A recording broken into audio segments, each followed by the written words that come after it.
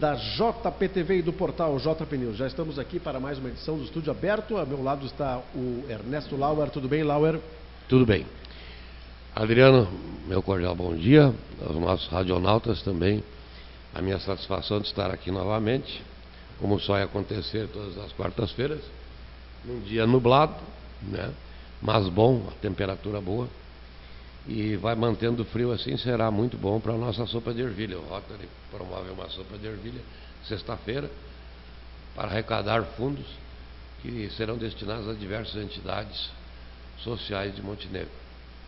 É Carentes, aquela tradicional sopa de ervilha? Essa é tradicional mesmo, né? Eu lembro que o Rotary vem fazendo há inúmeros anos nessa sopa de ervilha. Havia muitos anos atrás na comunidade evangélica, né? Sim, é lá ainda. É lá ainda? Lá ainda é. Inclusive na parte de baixo, com aqueles mesões de... Não, nós não estamos mais servindo lá. É só para buscar. Só para buscar. Tá. Bom, Laura, a gente vai agora elencar alguns dos principais destaques do portal JP News. Comissão organizadora ainda acredita em alternativa para desfile e farroupilha com cavalos.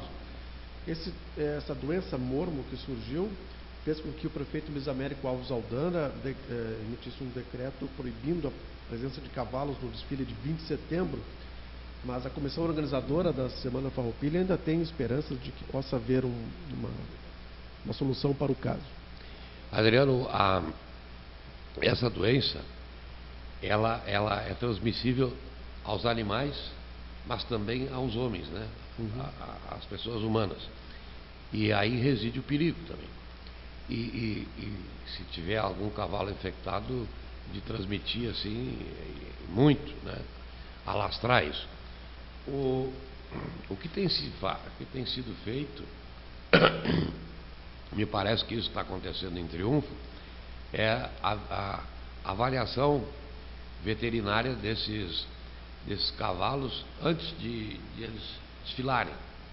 Se não tem nenhum indício dessa doença, não teria problema nenhum dos cavalos desfilarem, né? Mas tem que se fazer essa avaliação prévia, né?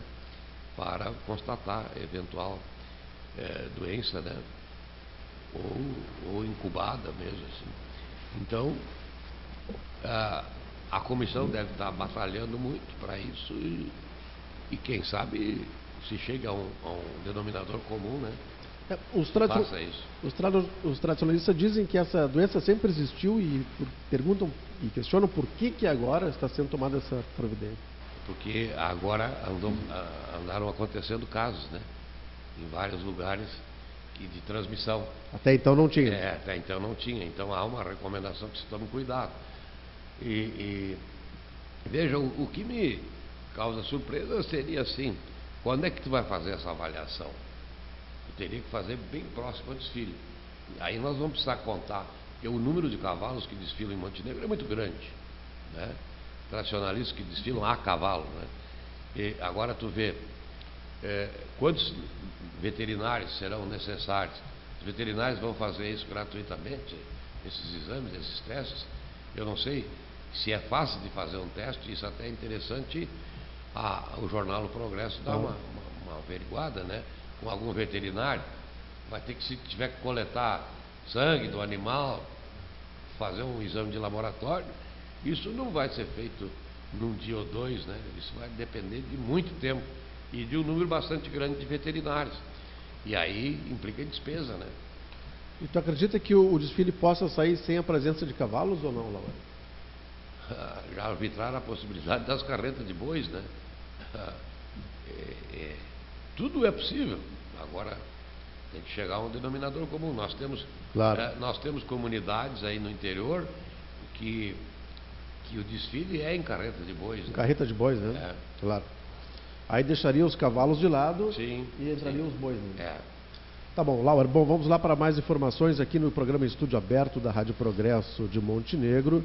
A gente vai trazer uma notícia aqui que é destaque agora pela manhã pelo portal JP News. Vereadores já falam em abertura de CPI para investigar obras do talude.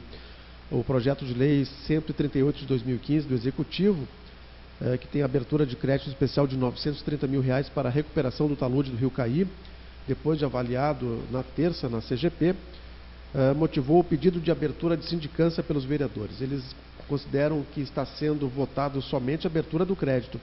Questões relativas à obra são de responsabilidade do executivo, que deve entender, ou melhor, atender os parâmetros legais. Eles já falam, inclusive, na abertura de uma CPI, nesse caso do talude. Como é que tu vê isso aí, Laura? Veja assim, o Cais do Porto é uma preocupação constante da minha parte. Eu tenho estudado o Cais do Porto desde o seu nascedouro, né, em 1902, sob a batuta do intendente Álvaro de Moraes. Inclusive, na minha coluna agora de sexta-feira, eu presto uma homenagem a ele. Veja assim, quanto custou esse cais? Exatamente 2 orçamentos do município naquela época. 2 anos, né? Certo. Todo o orçamento foi para a construção da obra do cais. O Álvaro de Moraes foi altamente criticado, mas fez. E nós hoje temos que, a cada momento, agradecer, né, que nós temos esse cais. O custo dele é muito alto. Se tu observares, desde quando o Paulo Azeredo assumiu como prefeito, ele fez 3 limpezas para as 2 festas do peixe, as 2 primeiras festas do peixe. Esse ano não houve, né? Ele fez limpeza, mas até aquela escadinha onde era, que chamava a escada do Renner, para lá até a Sanga, hoje o Arroio Montenegro, né? Antigamente era o Arroio Cochemborn, que vai ali para o balneário. Ali a vegetação ficou, inclusive árvores altas tinham nascido. Por quê? Porque as pedras estavam caindo. Disseram que as pedras não tinham caído, caíram sim. A gente notava lá embaixo, junto ao meia água, né? As pedras lá dentro, foram várias pedras que caíram. Então a vegetação estava mantendo o cais, mantendo o restante do talude que não tinha caído. Ele estava dando suporte a isso, estava dando amparo, né? No momento que se fez a limpeza sem esses cuidados necessários, a vegetação que segurava o talude saiu fora. Certo. E aí a erosão foi maior, ainda mais com a enchente, né? Então teve que ser feito uma obra de destacamento para contenção inicial, e agora vai ser feito o restante. O custo é muito alto. O que está se dizendo é que o Paulo Azeredo, enquanto prefeito municipal, ele não teve o cuidado nesta terceira vez. Ele teve nas 2 primeiras. Nesta terceira vez ele não teve o cuidado, né? Então ele teria agido com culpa, né? De prever que se tirasse a vegetação, a erosão seria muito grande. A enchente piorou mais ainda. Claro que a enchente não é uma coisa previsível, né? Mas é uma coisa que pode acontecer. Então há uma certa previsibilidade. Eu não me enganei no fazer a colocação. Ora, se isso é possível, e nós sempre temos uma enchente nesse período, não deveria ser ter tirado a vegetação, né? E é isso que os vereadores estão dizendo. E o custo disso é muito alto. Agora, tu olha, são 50 metros. Eu creio que são 50 metros quadrados. Nosso cais tem 901 ou 902 metros de extensão, por não sei quantos de altura, teria que se medir. Tu faz isso, se hoje custa 900 mil, se nós fôssemos fazer um cais, hoje nós iríamos a 900 milhões quase, né? Um gasto, fazer um cais novo. Então é isso que os vereadores estão se preocupando. Tá certo, e eu acho que com justa razão. Muito bem. A CPI, ela não está, num primeiro momento, ela não está direcionada contra ninguém, ela está direcionada a verificar se realmente houve uma imperícia, ou houve uma imprudência, né? Ao tirar essa vegetação. Porque a enchente era previsível, e também era previsível que, se arrancasse a vegetação, poderia cair o restante do talude. Muito bem, Laura, agora a gente passa para outro assunto. A gente sai do cais para a Biblioteca Pública Municipal Hélio Alves de Oliveira. O diretor de cultura, Marcos Guarani, está informando que em breve a biblioteca voltará para o seu local de origem. De acordo com o Guarani, na semana passada ocorreu uma reunião com a Secretaria Municipal de Obras Públicas para dar andamento ao projeto e finalizar o mais breve possível essa obra. É uma questão que tu defendes há muito tempo, a volta da biblioteca para o seu lugar de origem. Veja, o Guarani tem recebido algumas críticas, né, porque ele é o presidente do PP, assumiu um cargo de confiança na atual administração, justamente a administração que foi contrária aos candidatos do PP. Né? Então, o que ele tem que fazer? Ele tem que mostrar que realmente ele veio para trabalhar. Né? E esta obra da biblioteca é uma obra que nós estamos precisando para ontem. Né?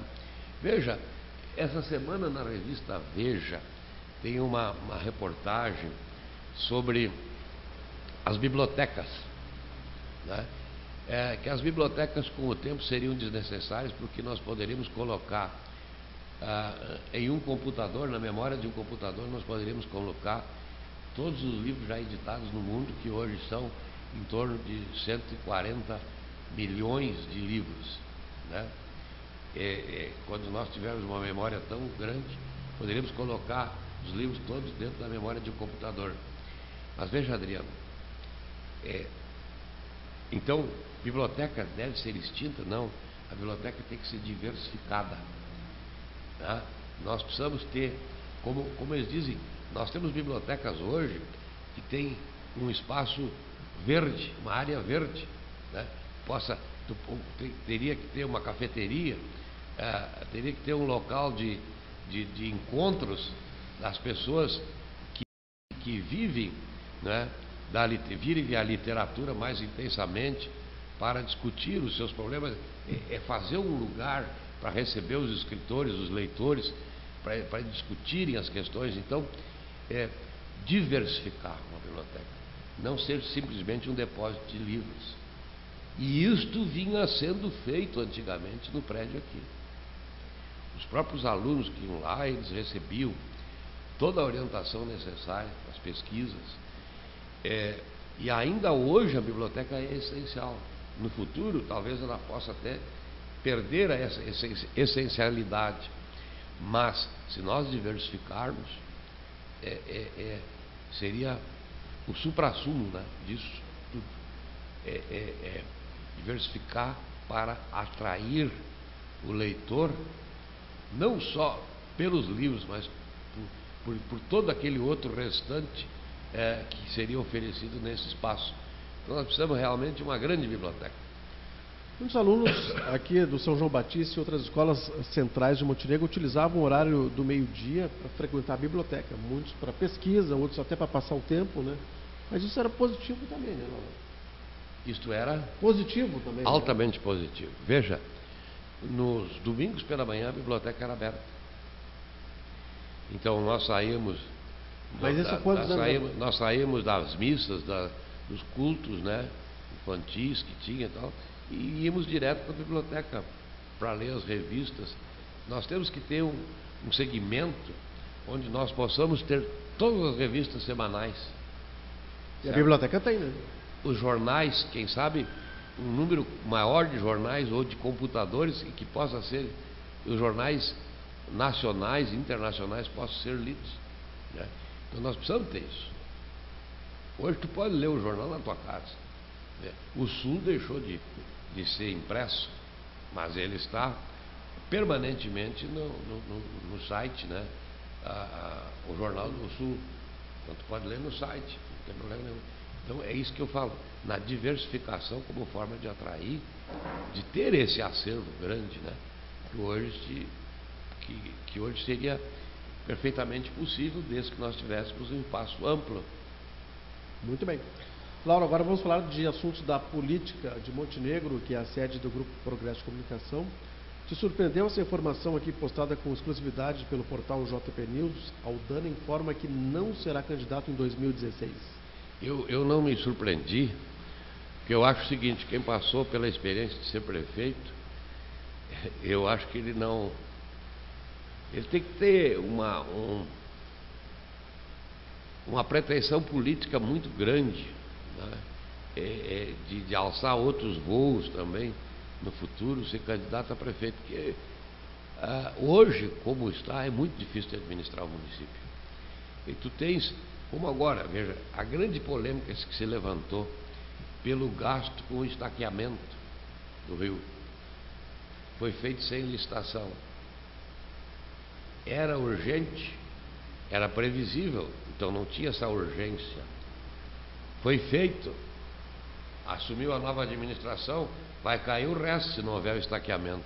Então é urgente, precisa se fazer a obra, o custo.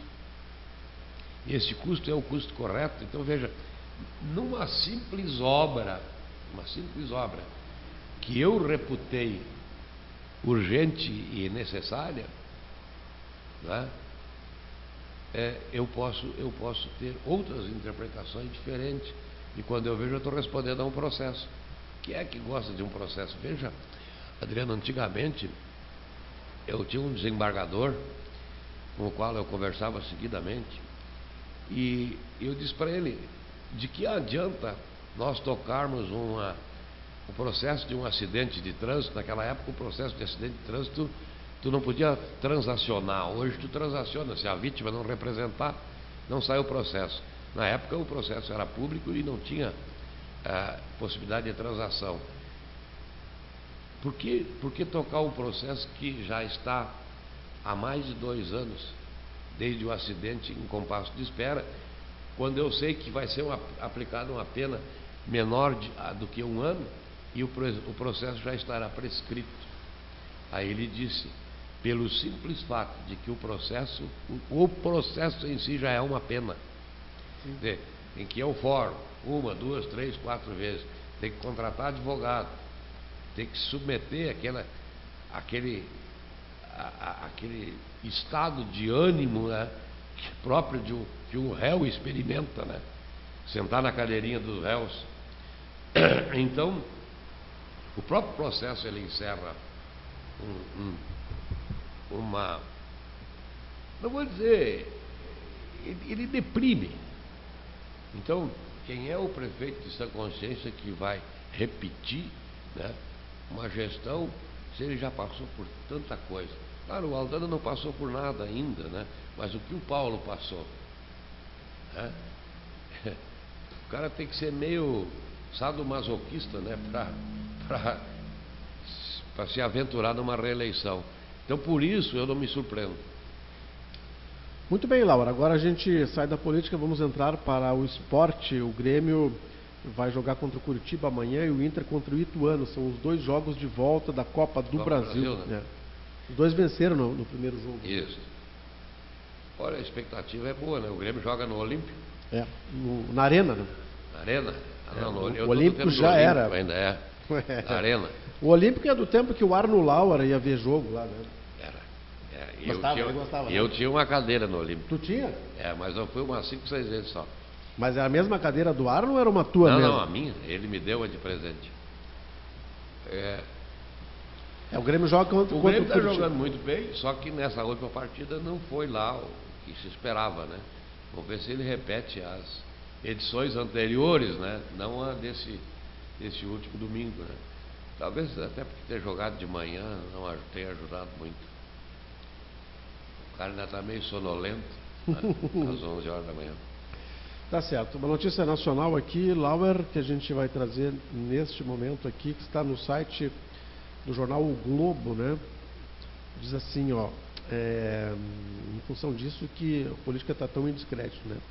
10 dos 13 senadores investigados compõem a Comissão de Constituição e Justiça, que é a principal comissão lá do Senado e também da Câmara Federal, né? O procurador tem novos nomes de políticos a serem denunciados nessa operação Lava Jato. Então, dos 13 senadores investigados, ou melhor, dos 10 investigados, vários fazem parte aí da CCJ, né? Ou melhor, desculpe, vamos retificar aqui. 10 dos 13 senadores investigados compõem a CCJ. O Adriano, eu achei o Collor de Mello altamente infeliz, né? Ele representa o estado de Alagoas mas tem raízes no Rio Grande. Eu acho que essas raízes elas são muito tênues, porque o gaúcho pelo menos tem vergonha na cara e não diria o que ele disse. Veja, alegou que o Janot não tem eira nem beira. Eu acredito, eu sou membro também do Ministério Público, eu sei que não tem condições de ter eira nem beira. Ele já tem eira em beira. Por quê? Por causa das falcatruas, né?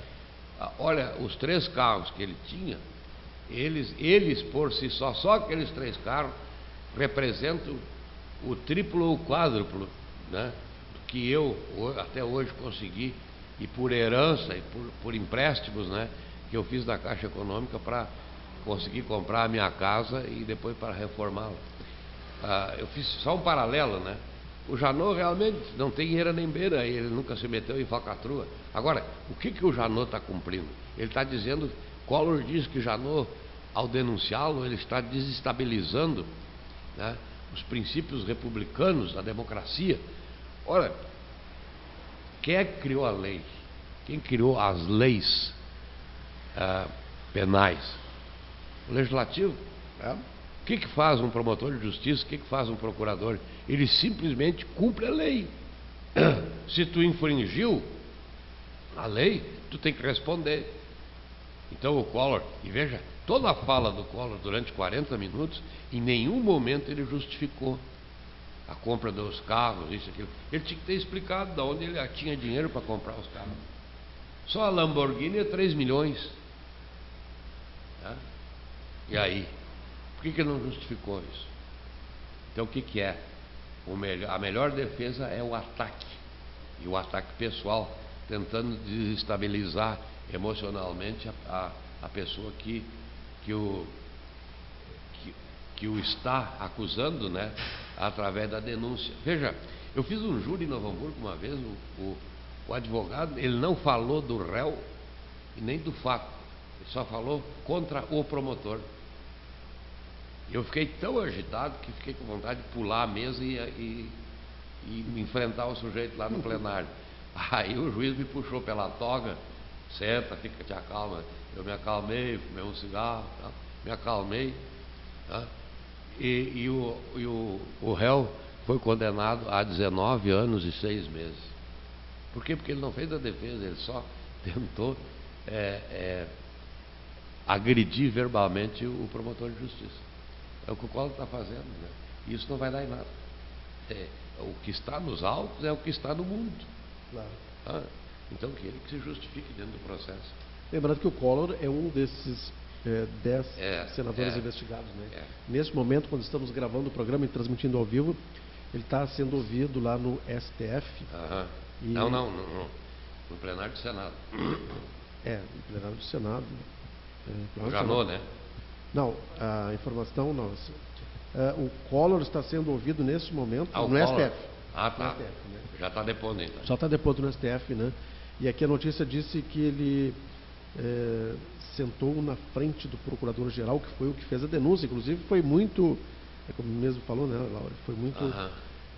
O Collor é abusado. O Collor é abusado. É um sujeito que nem ele, como que foi apeado do poder. Depois ele foi absolvido, né? Mas eu não sei como é que é essa absolvição, mas em todo caso, não li.